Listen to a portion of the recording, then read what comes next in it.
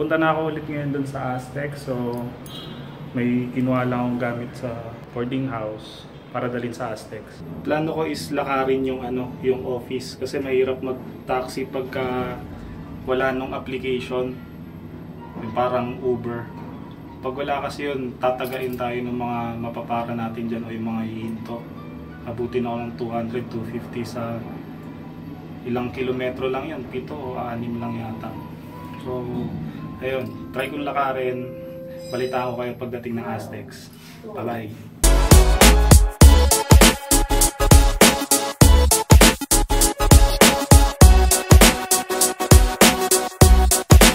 Tawa ko yung bakod. Yung mga tao din naman kasi naglalakad kaya pwede to. Doon ako pupunta eh. Ito na yung huling kanto, yung Aztecs, nandun sa dulo. Malamang nagkaabang na si Anthony dun sa baba. May motor oh.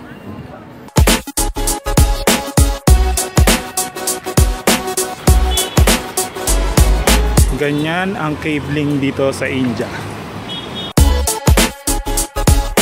Ganyan ang structured cabling dito.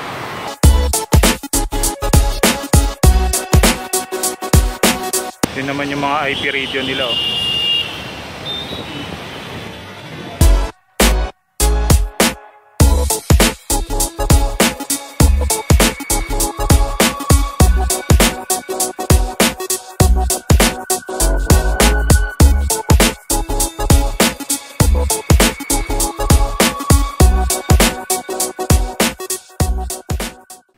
Hi, good morning. It's a cold morning here in India. So, ngayong umaga, alas 11 na dyan, pero dito alas 9. Tama, 8:30, gano'n. Ngayon, may mga ilang lugar sa India na pupuntahan ako, kagaya ng mga museum nila or yung mga temples, tsaka yung mga malls. So, ayun, tingnan ko lang kung ano yung mga madadaanan nung motor. So, tara! Ito yung paligid ng labas ng tinutuluyan kong bahay. At ayun yung motor na gagamitin ko para umikot sa Bangalore. So, i-check lang natin kung ilan yung odometer ko ngayon before tayo magsimulang bumiyahe.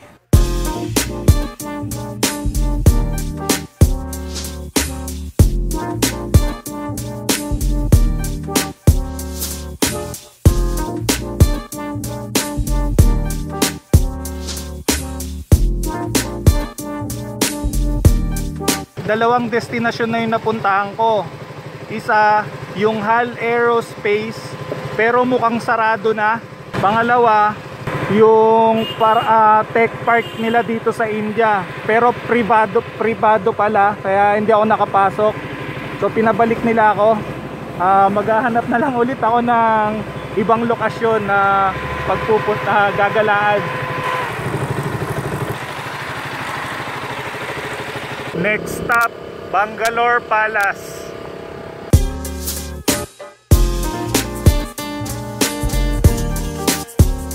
Tignan nyo kung gaano sila kaharungas magmaneho dito ah. Bukod sa akin, syempre, na kumukuha ng camera. Ay!